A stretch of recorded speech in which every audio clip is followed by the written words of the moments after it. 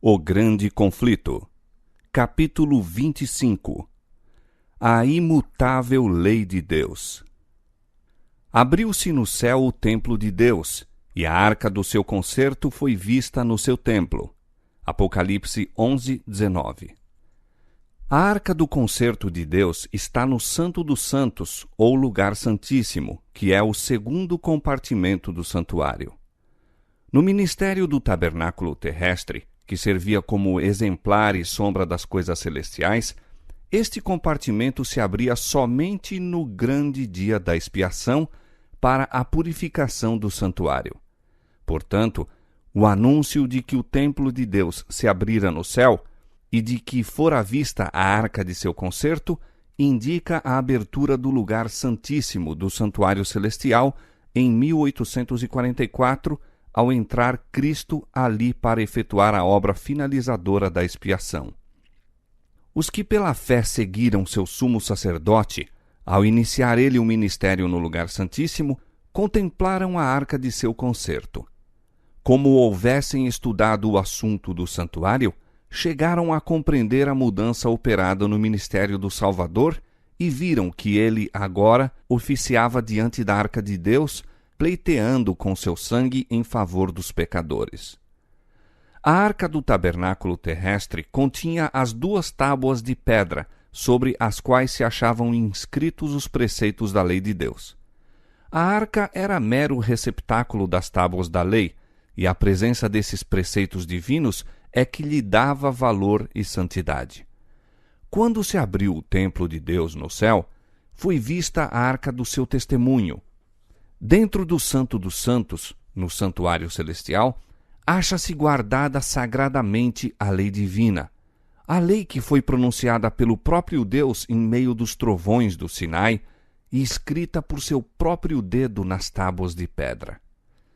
A lei de Deus no santuário celeste é o grande original de que os preceitos inscritos nas tábuas de pedra, registrados por Moisés no Pentateuco, eram uma transcrição exata. Os que chegaram à compreensão deste ponto importante foram assim levados a ver o caráter sagrado e imutável da lei divina. Viram, como nunca dantes, a força das palavras do Salvador. Até que o céu e a terra passem, nem um jota ou um tio se omitirá da lei. Mateus 5,18. A lei de Deus, sendo a revelação de sua vontade, a transcrição de seu caráter, deve permanecer para sempre como uma fiel testemunha no céu. Nenhum mandamento foi anulado, nenhum jota ou tio se mudou. Diz o salmista: para sempre, ó Senhor, a tua palavra permanece no céu. São fiéis todos os seus mandamentos, permanecem firmes para todo o sempre. Salmo 119, 89 e Salmo 111, versos 7 e 8. No próprio centro do Decálogo está o 4º mandamento, conforme foi a princípio proclamado. Lembra-te do dia do sábado para o santificar. 6 dias trabalharás e farás toda a tua obra, mas o 7º dia é o sábado do Senhor teu Deus. Não farás nenhuma obra, nem tu, nem teu filho, nem tua filha, nem o teu servo, nem a tua serva, nem o teu animal, nem o teu estrangeiro que está dentro das tuas portas. Porque em 6 dias fez o Senhor os céus e a terra, o mar e tudo o que neles há, e ao 7º dia descansou. Portanto, abençoou o Senhor o dia do sábado e o santificou. Êxodo capítulo 20, versos 8 a 11. O Espírito de Deus tocou o coração dos que estudavam a sua palavra. Impressionava-os a convicção de que haviam ignorantemente transgredido este preceito, deixando de tomar em consideração o dia de repouso do Criador. Começaram a examinar as razões para a observância do 1º dia da semana em lugar do dia que Deus havia santificado. Não puderam achar nas Escrituras prova alguma de que o 4º mandamento tivesse sido abolido ou de que o sábado fora mudado. A bênção que a princípio aureolava o sétimo dia nunca fora removida. Sinceramente tinham estado a procurar conhecer e fazer a vontade de Deus. Agora, como se vissem transgressores de sua lei, encheu-se-lhes o coração de tristeza e manifestaram lealdade para com Deus, santificando o seu sábado. Muitos e tenazes foram os esforços feitos para subverter-lhes a fé. Ninguém poderia deixar de ver que, se o santuário terrestre era uma figura ou modelo do celestial, a lei depositada na arca, na terra, era uma transcrição exata da lei na arca, que está no céu, e que a aceitação da verdade concernente ao santuário celeste envolvia o reconhecimento dos requisitos da lei de Deus e da obrigatoriedade do sábado, do quarto mandamento. Aí estava o segredo da oposição atroz e decidida à exposição harmoniosa das Escrituras, que revelavam o mistério de Cristo no santuário celestial. Os homens procuravam fechar a porta que Deus havia aberto e abrir a que ele fechara. Mas o que abre e ninguém fecha, e fecha e ninguém abre, tinha declarado: Eis que diante de ti pus uma porta aberta, e ninguém a pode fechar. Apocalipse capítulo 3, versos 7 e 8. Cristo abrira a porta, ou o ministério, do lugar santíssimo. Resplandecia a luz por aquela porta aberta do santuário celestial e demonstrou-se estar o quarto mandamento incluído na lei que ali se acha encerrada. O que Deus estabeleceu, ninguém pode derribar. Os que aceitaram a luz relativa à mediação de Cristo e à perpetuidade da lei de Deus acharam que estas eram as verdades apresentadas no capítulo 14 de Apocalipse. As mensagens deste capítulo constituem uma tríplice advertência que deve preparar os habitantes da terra para a segunda vinda do Senhor. O anúncio, vinda é a hora do seu juízo, aponta para a obra finalizadora do ministério de Cristo para a salvação dos homens. Anuncia uma verdade que deve ser proclamada até que cesse a intercessão do Salvador e ele volte à terra para receber o seu povo. A obra do juízo, que começou em 1844, deve continuar até que os casos de todos estejam decididos, tanto dos vivos como dos mortos. Disso se conclui que ela se estenderá até ao final do tempo de graça para a humanidade. A fim de que os homens possam preparar-se para estar em pé no juízo, a mensagem lhes ordena temer a Deus e dar-lhe glória, e adorar aquele que fez o céu, a terra e o mar e as fontes das águas. O resultado da aceitação destas mensagens é dado nestas palavras: Aqui estão os que guardam os mandamentos de Deus e a fé de Jesus. A fim de se prepararem para o juízo, é necessário que os homens guardem a lei de Deus. Esta lei será a norma de caráter no juízo. Declara o apóstolo Paulo: Todos os que sob a lei pecaram, pela lei serão julgados, no dia em que Deus há de julgar os segredos dos homens por Jesus Cristo. E ele diz que os que praticam a lei hão de ser justificados. Romanos capítulo 2, versos 12 a 16. A fé é essencial a fim de guardar-se a lei de Deus, pois, sem fé, é impossível agradar-lhe, e tudo o que não é de fé é pecado. Hebreus 11, 6, Romanos 14, 23. Pelo primeiro anjo, os homens são chamados a temer a Deus e dar-lhe glória, e adorá-lo como o Criador do céu e da terra. A fim de fazer isto, devem obedecer à sua lei. Diz Salomão: Teme a Deus e guarda os seus mandamentos, porque este é o dever de todo homem. Eclesiastes 12, 13. Sem a obediência a seus mandamentos, nenhum culto pode ser agradável a Deus. Este é o amor de Deus, que guardemos os seus mandamentos. O que desvia os seus ouvidos de ouvir a lei, até a sua oração será abominável. 1 João 5, 3 e Provérbios 28, 9. O dever de adorar a Deus se baseia no fato de que Ele é o Criador e que a Ele todos os outros seres devem a existência. E onde quer que se apresente na Bíblia seu direito à reverência e adoração acima dos deuses dos pagãos, enumeram-se as provas de seu poder criador. Todos os deuses dos povos são coisas vãs, mas o Senhor fez os céus. Salmo 96, verso 5. A quem, pois, me farei semelhante para que lhe seja semelhante? Diz o santo. Levantai ao alto os vossos olhos e vede quem criou estas coisas.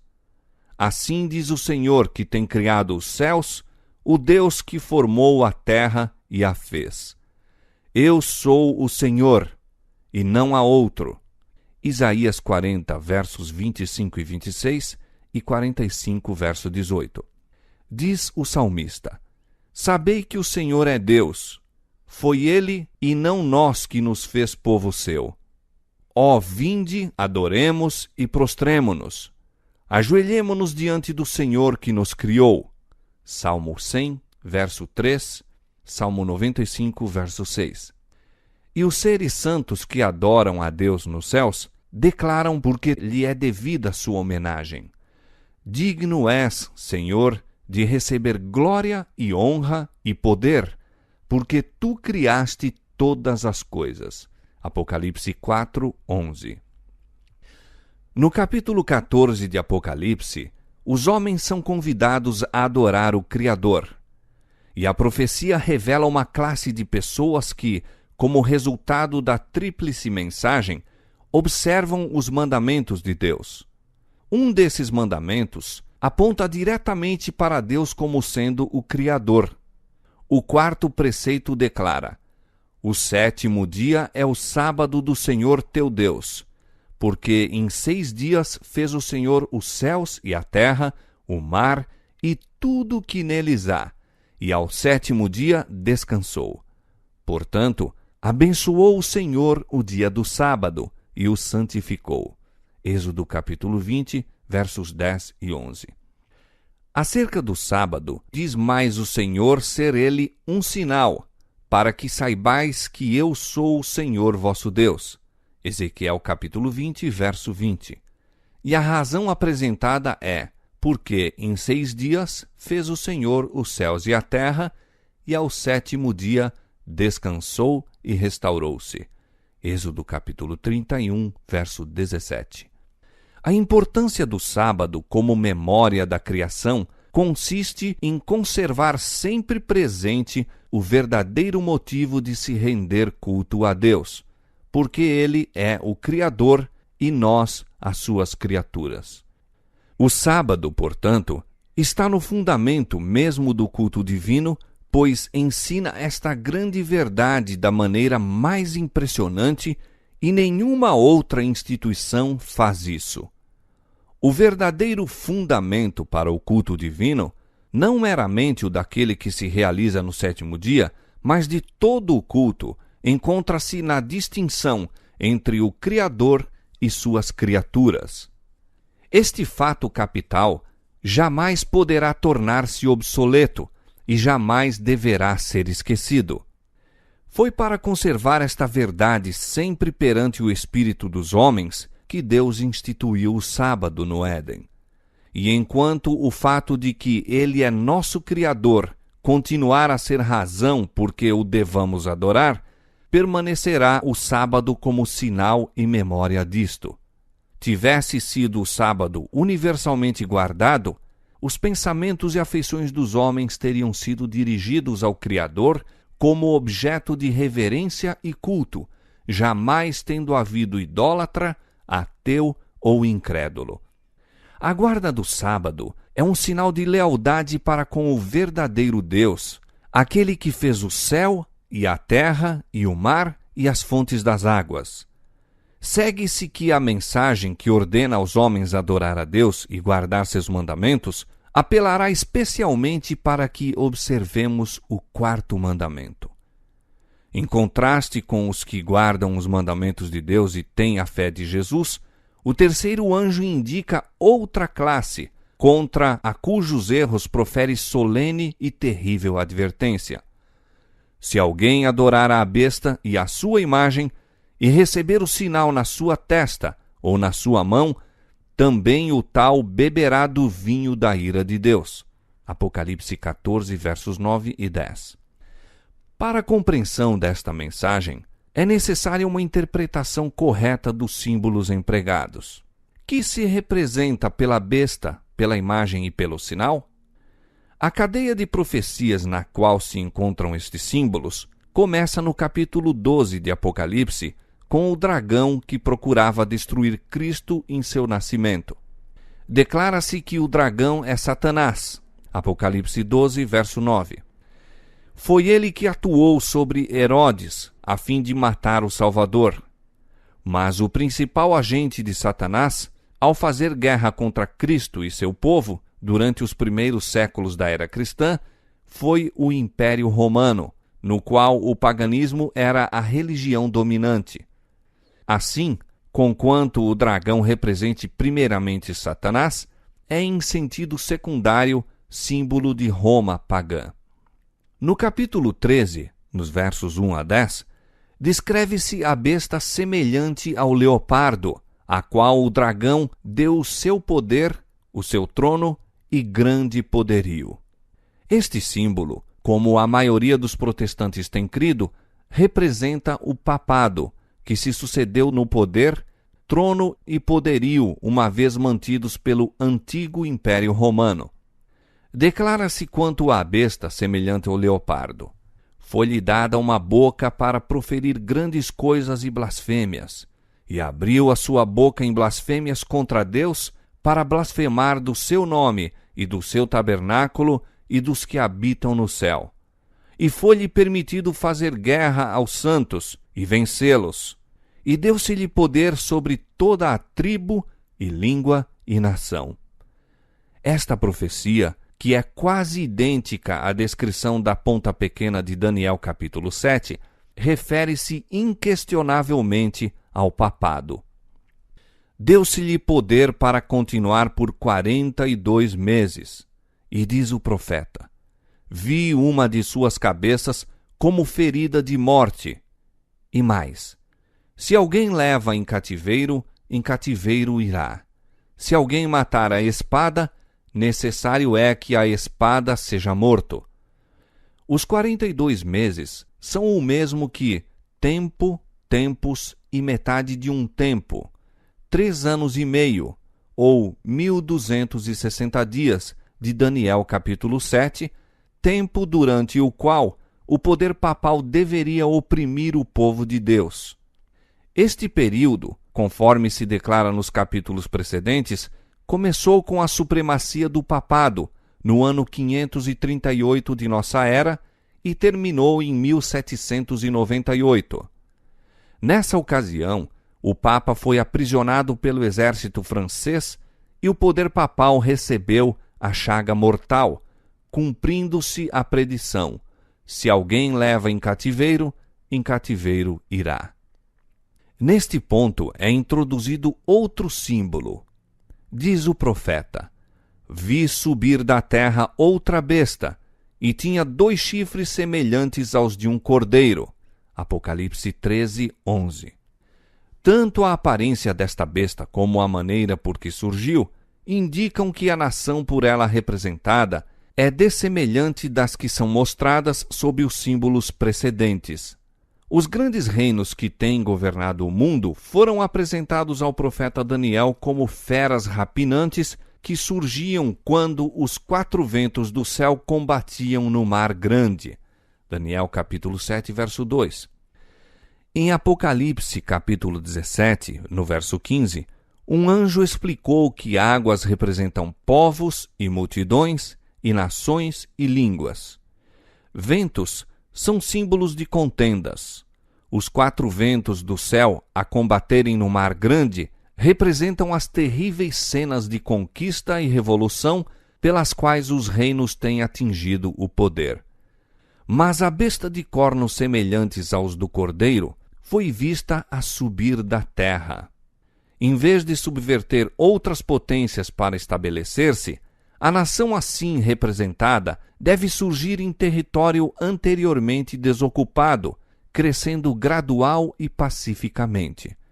Não poderia, pois, surgir entre as nacionalidades populosas e agitadas do velho mundo, esse mar turbulento de povos e multidões e nações e línguas. Deve ser procurada no Ocidente. Que nação do Novo Mundo se achava em 1798 ascendendo ao poder, apresentando indícios de força e grandeza e atraindo a atenção do mundo? A aplicação do símbolo não admite dúvidas. Uma nação, e apenas uma, satisfaz as especificações desta profecia. Esta aponta insofismavelmente para os Estados Unidos da América do Norte. Reiteradas vezes, ao descreverem a origem e o crescimento desta nação, oradores e escritores têm emitido inconscientemente o mesmo pensamento e quase que empregado as mesmas palavras do escritor sagrado. A besta foi vista a subir da terra. E segundo os tradutores, a palavra aqui traduzida subir significa literalmente crescer ou brotar como uma planta. E, como vimos, a nação deveria surgir em território previamente desocupado. Escritor preeminente descrevendo a origem dos Estados Unidos fala do mistério de sua procedência do nada. Diz: semelhando à semente silenciosa, desenvolvemo-nos em império. Um jornal europeu, em 1850, referiu-se aos Estados Unidos como um império maravilhoso que estava emergindo e no silêncio da terra aumentando diariamente seu poder e orgulho. Eduardo Everett, em discurso sobre os peregrinos fundadores desta nação, disse: procuraram um local afastado, inofensivo por sua obscuridade e seguro pela distância, onde a pequenina igreja de Leiden pudesse gozar de liberdade de consciência? Eis as imensas regiões sobre as quais, em conquista pacífica, implantaram os estandartes da cruz. E tinha 2 chifres semelhantes aos de um cordeiro. Os cornos semelhantes aos do cordeiro indicam juventude, inocência e brandura, o que apropriadamente representa o caráter dos Estados Unidos quando apresentados ao profeta como estando a subir, em 1798. Entre os exilados cristãos que primeiro fugiram para a América e buscaram asilo contra a opressão real e a intolerância dos sacerdotes, muitos havia que se decidiram a estabelecer um governo sobre o amplo fundamento da liberdade civil e religiosa. Suas ideias tiveram guarida na Declaração da Independência, que estabeleceu a grande verdade de que todos os homens são criados iguais e dotados de inalienável direito à vida, liberdade e procura de felicidade.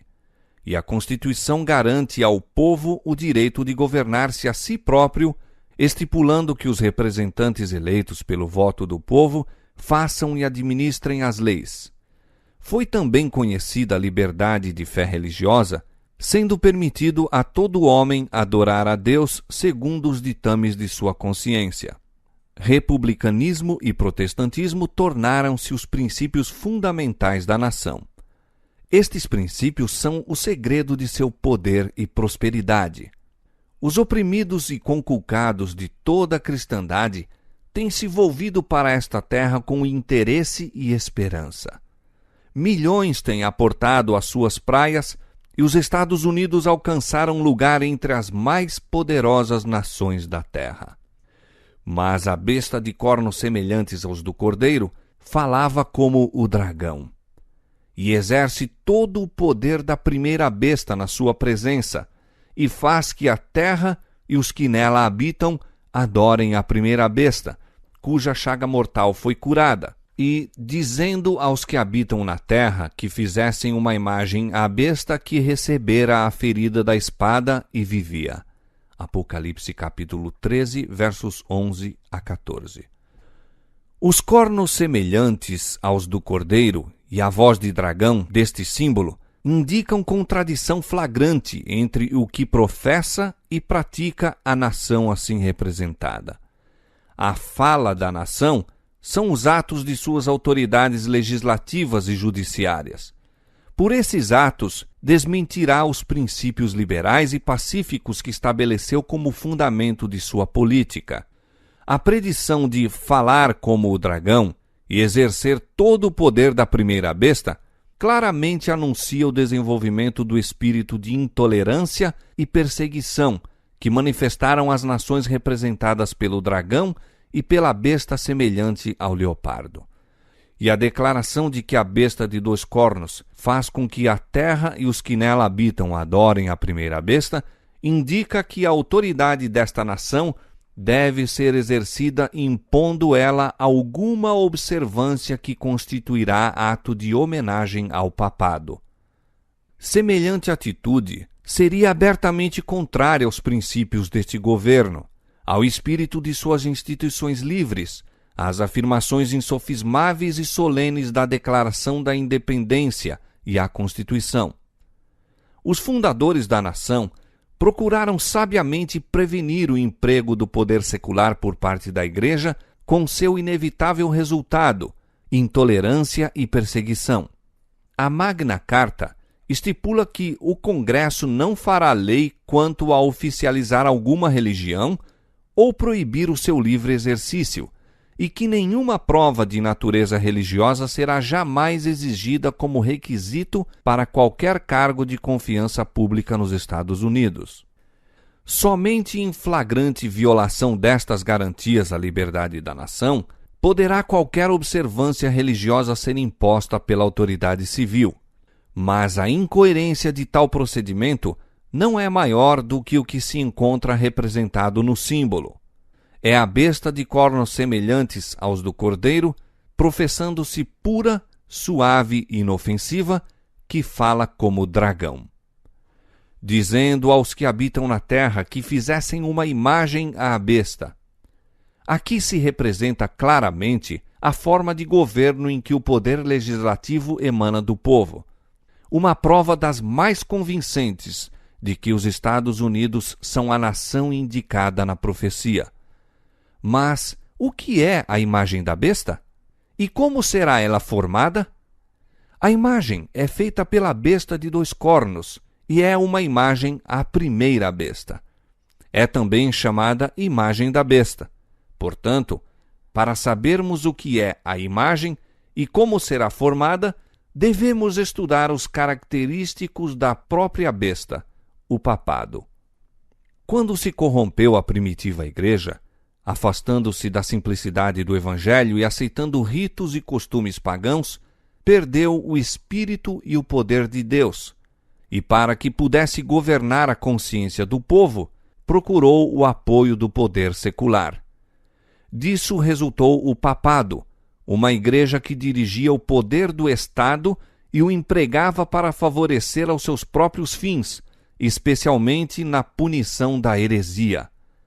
A fim de formarem os Estados Unidos uma imagem da besta, o poder religioso deve, a tal ponto, dirigir o governo civil para que a autoridade do Estado também seja empregada pela Igreja para realizar os seus próprios fins. Quando quer que a Igreja tenha obtido o poder secular, empregou ela para punir a discordância às suas doutrinas. As igrejas protestantes que seguiram os passos de Roma, formando aliança com os poderes do mundo, têm manifestado desejo semelhante de restringir a liberdade de consciência.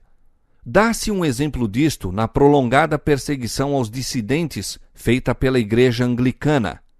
Durante os séculos XVI e XVII, milhares de ministros não conformistas foram obrigados a deixar as igrejas e muitos, tanto pastores como povo em geral, foram submetidos a multa, prisão, tortura e martírio.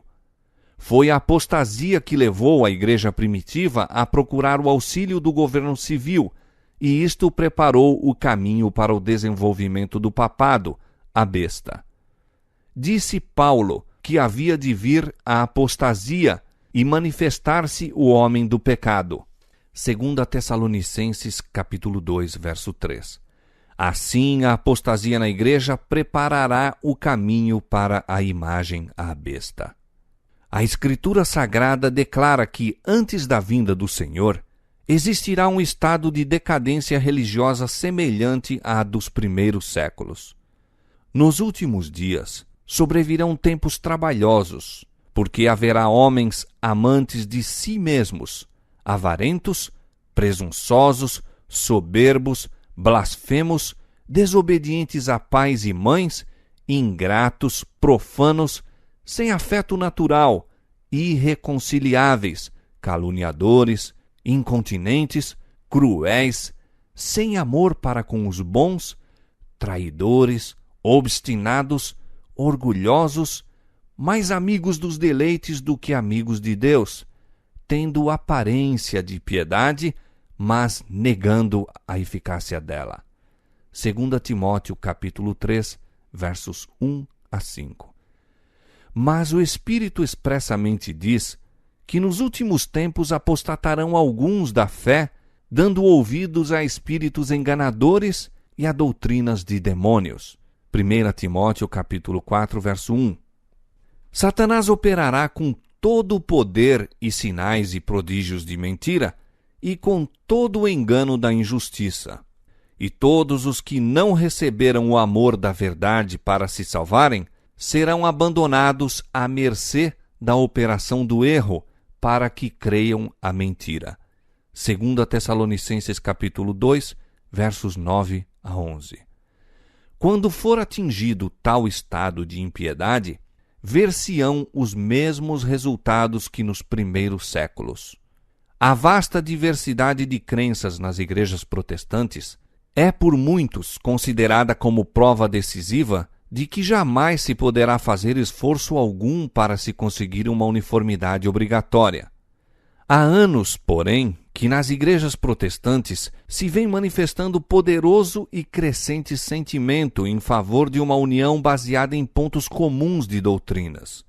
Para conseguir tal união, deve-se necessariamente evitar toda discussão de assuntos em que não estejam todos de acordo, independentemente de sua importância do ponto de vista bíblico. Carlos Beecher, em sermão pronunciado em 1846, declarou que o ministério das denominações evangélicas protestantes não somente é formado sob terrível pressão do mero temor humano, mas também vive, move-se e respira num meio totalmente corrupto e que cada instante apela para todo o elemento mais vil de sua natureza, a fim de ocultar a verdade e curvar os joelhos ao poder da apostasia. Não foi desta maneira que as coisas se passaram com Roma? Não estamos nós desandando pelo mesmo caminho? E que vemos precisamente diante de nós? Outro concílio geral, uma convenção mundial, aliança evangélica e credo universal. Quando, pois, se conseguir isto nos esforços para se obter completa uniformidade, apenas um passo haverá para que se recorra à força. Quando as principais igrejas dos Estados Unidos, ligando-se em pontos de doutrinas que lhes são comuns, influenciarem o Estado para que imponha seus decretos e lhes apoie as instituições, a América protestante terá então formado uma imagem da hierarquia romana, e a inflição de penas civis aos dissidentes será o resultado inevitável. A besta de 2 chifres faz que a todos, pequenos e grandes, ricos e pobres, livres e servos, lhe seja posto um sinal na sua mão direita ou nas suas testas, para que ninguém possa comprar ou vender, senão aquele que tiver o sinal, ou o nome da besta, ou o número do seu nome. Apocalipse capítulo 13, versos 16 e 17. A advertência do terceiro anjo é: se alguém adorar a besta e a sua imagem, e receber o sinal na sua testa ou na sua mão, também o tal beberá do vinho da ira de Deus. A besta, mencionada nesta mensagem, cuja adoração é imposta pela besta de 2 cornos, é a primeira, ou a besta semelhante ao leopardo do capítulo 13 do Apocalipse, o papado. A imagem da besta representa a forma de protestantismo apóstata que se desenvolverá quando as igrejas protestantes buscarem o auxílio do poder civil para a imposição de seus dogmas. Resta definir ainda o sinal da besta. Depois da advertência contra o culto à besta e sua imagem, declara a profecia: aqui estão os que guardam os mandamentos de Deus e a fé de Jesus. Visto os que guardam os mandamentos de Deus serem assim colocados em contraste com os que adoram a besta e sua imagem e recebem o seu sinal, é claro que a guarda da lei de Deus, por um lado, e sua violação, por outro, deverão assinalar a distinção entre os adoradores de Deus e os da besta. O característico especial da besta, e portanto de sua imagem, é a violação dos mandamentos de Deus. Diz Daniel a respeito da ponta pequena, o papado: cuidará em mudar os tempos e a lei. Daniel 7:25. E Paulo intitulou o mesmo poder, o homem do pecado, que deveria exaltar-se acima de Deus. Uma profecia é o complemento da outra. Unicamente mudando a lei de Deus, poderia o papado exaltar-se acima de Deus. Quem quer que conscientemente guarde a lei assim modificada, estará a prestar suprema honra ao poder pelo qual se efetuou a mudança. Tal ato de obediência às leis papais seria um sinal de vassalagem ao Papa em lugar de Deus. O papado tentou mudar a lei de Deus. O segundo mandamento, que proíbe o culto às imagens, foi omitido da lei, e o quarto mandamento foi mudado de molde a autorizar a observância do primeiro dia em vez do sétimo, como sábado. Mas os romanistas aduzem como razão para omitir o segundo mandamento ser ele desnecessário, achando-se incluído no primeiro, e que estão a dar à lei exatamente como era o desígnio de Deus, fosse ela compreendida. Essa não pode ser a mudança predita pelo profeta. É apresentada uma mudança intencional com deliberação. Cuidará em mudar os tempos e a lei. A mudança no quarto mandamento cumpre exatamente a profecia. Para isto, a única autoridade alegada é a da Igreja. Aqui o poder papal se coloca abertamente acima de Deus. Enquanto os adoradores de Deus se distinguirão especialmente pelo respeito ao quarto mandamento, dado o fato de ser este o sinal de seu poder criador e testemunha de seu direito à reverência e homenagem do homem, os adoradores da besta salientar-se-ão por seus esforços para derribar o monumento do Criador e exaltar a instituição de Roma. Foi por sua atitude a favor do domingo que o papado começou a ostentar arrogantes pretensões. Seu primeiro recurso ao poder do Estado foi para impor a observância do domingo como o dia do Senhor. A Escritura Sagrada, porém, indica o sétimo dia e não o primeiro como o dia do Senhor. Disse Cristo: o Filho do Homem é Senhor até do sábado. O quarto mandamento declara: o sétimo dia é o sábado do Senhor.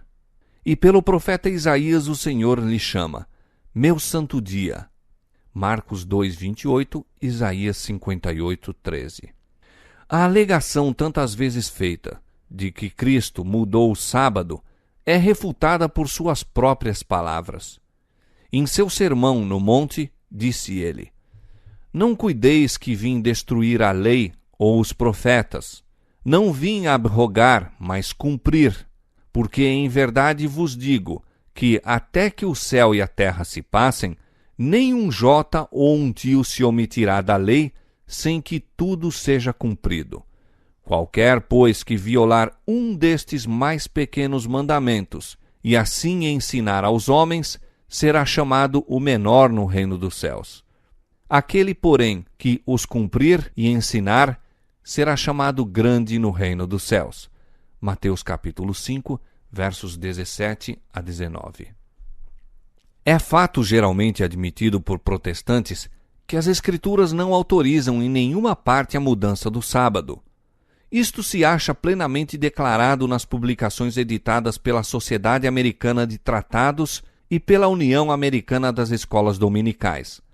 Uma dessas obras reconhece o completo silêncio do Novo Testamento no que respeita a um mandamento explícito para o domingo ou a regras definidas para a sua observância.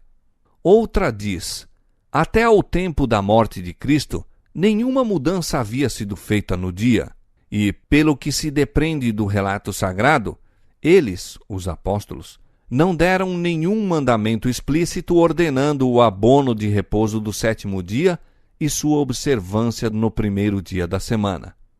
Os católicos romanos reconhecem que a mudança do sábado foi feita pela sua igreja e declaram que os protestantes, observando o domingo, estão reconhecendo o poder desta.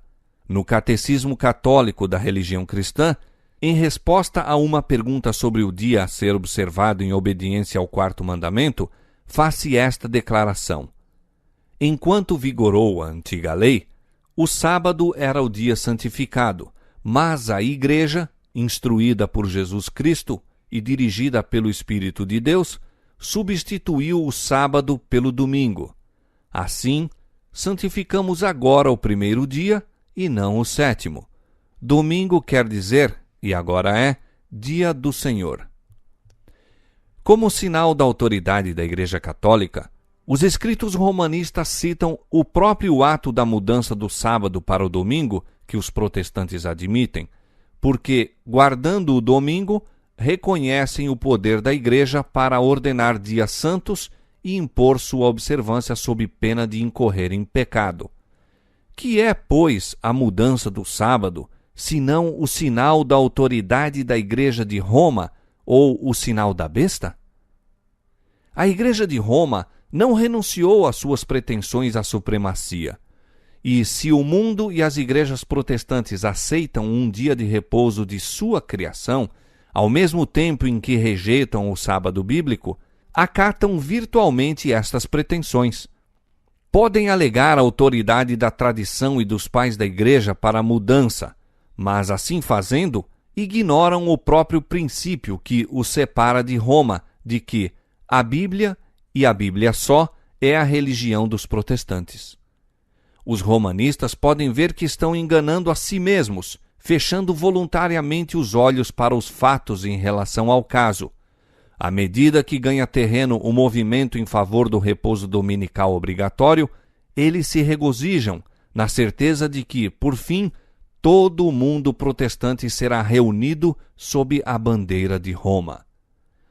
Os romanistas declaram que a observância do domingo pelos protestantes é uma homenagem que prestam, malgrado seu, à autoridade da Igreja Católica. A imposição da guarda do domingo por parte das igrejas protestantes é uma obrigatoriedade do culto ao papado, à besta. Os que, compreendendo as exigências do quarto mandamento, preferem observar o sábado espúrio em lugar do verdadeiro, estão desta maneira a prestar homenagem ao poder pelo qual somente é ele ordenado. Mas no próprio ato de impor um dever religioso por meio do poder secular, formariam as igrejas mesmas uma imagem à besta. Daí a obrigatoriedade da guarda do domingo nos Estados Unidos equivaler a impor a adoração à besta e à sua imagem. Mas os cristãos das gerações passadas observavam o domingo supondo que, em assim fazendo, estavam a guardar o sábado bíblico. E hoje existem verdadeiros cristãos em todas as igrejas, não excetuando a comunhão católica romana, que creem sinceramente ser o domingo o dia de repouso divinamente instituído. Deus aceita a sinceridade de propósito de tais pessoas e sua integridade. Quando, porém, a observância do domingo for imposta por lei e o mundo for esclarecido relativamente à obrigação do verdadeiro sábado, quem, então, transgredir o mandamento de Deus para obedecer a um preceito que não tem maior autoridade que a de Roma, honrará desta maneira ao papado mais do que a Deus. prestará homenagem a Roma e ao poder que impõe a instituição que Roma ordenou. Adorará a besta e a sua imagem. Ao rejeitarem os homens a instituição que Deus declarou ser o sinal de sua autoridade e honrarem em seu lugar a que Roma escolheu como sinal de sua supremacia, aceitarão, de fato, o sinal de fidelidade para com Roma, o sinal da besta. E somente depois que esta situação esteja assim plenamente exposta perante o povo, e este seja levado a optar entre os mandamentos de Deus e os dos homens, é que então aqueles que continuam a transgredir hão de receber o sinal da besta. A mais terrível ameaça que já foi dirigida aos mortais acha-se contida na mensagem do terceiro anjo. Deverá ser um terrível pecado que acarretará a ira de Deus sem mistura de misericórdia. Os homens não devem ser deixados em trevas quanto a este importante assunto.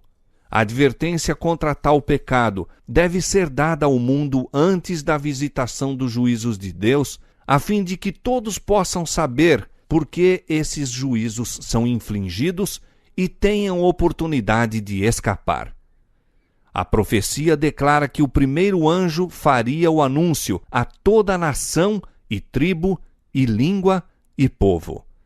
A advertência do terceiro anjo, que faz parte da mesma tríplice mensagem, deve ser não menos difundida. É apresentada na profecia como sendo proclamada com grande voz por um anjo voando pelo meio do céu e se imporá à atenção do mundo. No desfecho desta controvérsia, toda a cristandade estará dividida em duas grandes classes: os que guardam os mandamentos de Deus e a fé de Jesus, e os que adoram a besta e sua imagem e recebem o seu sinal. Se bem que a Igreja e o Estado reúnam o seu poder a fim de obrigar a todos, pequenos e grandes, ricos e pobres, livres e servos, a receberem o sinal da besta, o povo de Deus, no entanto, não o receberá. O profeta de Patmos contempla os que saíram vitoriosos da besta e da sua imagem, e do seu sinal e do número do seu nome, que estavam junto ao mar de vidro e tinham as harpas de Deus, e cantavam o cântico de Moisés e o cântico do Cordeiro. Apocalipse capítulo 15, versos 2 e 3.